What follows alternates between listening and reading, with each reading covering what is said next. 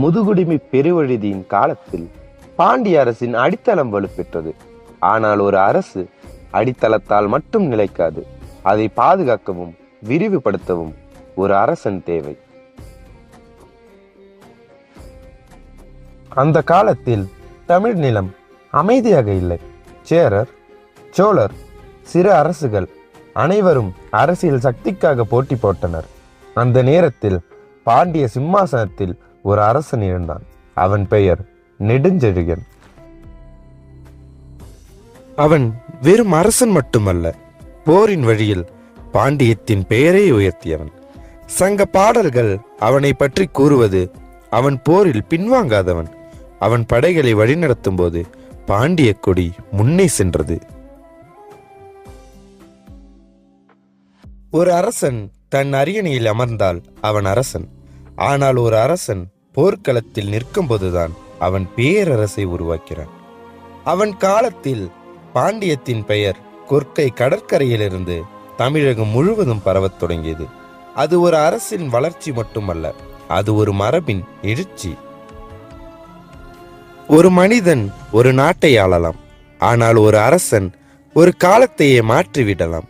நெடுஞ்செழியன் அப்படிப்பட்ட அரசன். பாண்டிய அரசின் சக்தி இப்போது தமிழ் மண்ணில் உணரப்பட்டது. அந்த சக்தியை உலகம் உணர்ந்தது ஒரு போரில். தமிழ் மண் அந்த காலத்தில் அமைதியாக இல்லை. அரசுகள் ஒருவரை ஒருவர் பார்த்து கொண்டிருந்தனர். படைகள் எப்போதும் தயார் நிலையிலேயே இருந்தது. அப்போது ஒரு இடம் வரலாற்றில் எழுதப்பட்டது. அதுவே தலையாலங்கானம். போர்க்களத்தின் அந்த காலை நேரம் அமைதியாக இருந்தது. பாண்டிய படைகள் வரிசையாக நின்றன. யானைகள் போருக்கு தயார், குதிரைகள் காற்றை கிழித்து மூச்சு விட்டன. அந்த படையின் முன் ஒரு அரசன் நின்றான். அவன்தான் நெடுஞ்செழியன். நெடுஞ்செழியன் அரியணையில் அமர்ந்த அரசன் இல்லை, அவன் போர்க்களத்தில் நிற்கும் அரசன். அவன் கண்களில் ஒரே ஒரு விஷயம் மட்டும் இருந்தது, அதுவே வெற்றி. ஒரு அரசு போரில் தோற்றால் அது மறையும், ஒரு அரசு போரில் வென்றால் அது வரலாறாகும்.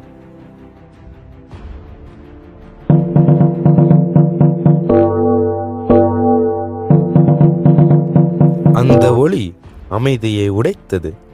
படைகள் முன்னே நகர்ந்தன. வாள் வானத்தில் மின்னியது. அந்த நாள் தமிழ் மண்ணில் போரின் சத்தம் கேட்டது.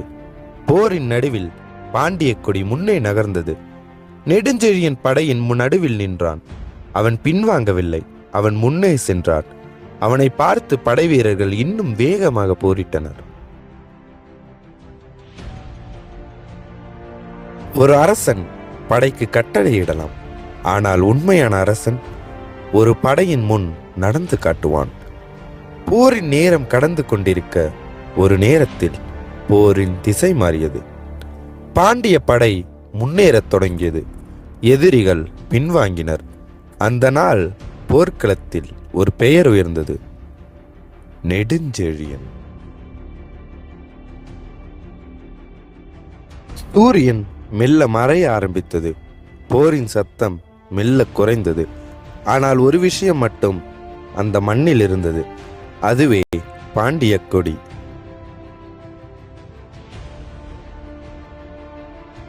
அந்த நாள் தலையாலங்கானத்தில் ஒரு போர் மட்டும் நடக்கவில்லை, ஒரு அரசின் சக்தி உலகத்திற்கு தெரிய வந்தது.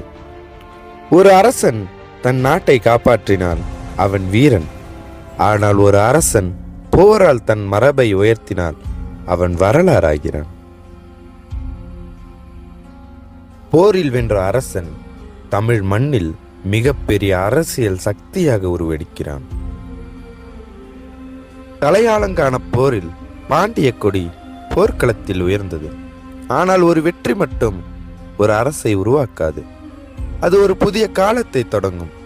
அந்த போருக்கு பிறகு தமிழ் மண்ணில் ஒரு புதிய சக்தி எழுந்தது, அதுவே பாண்டியம். பாண்டியத்தின் இந்த அலை போரில் முடிந்தது. அடுத்த அலை கலாச்சாரத்தில் தொடங்கும்.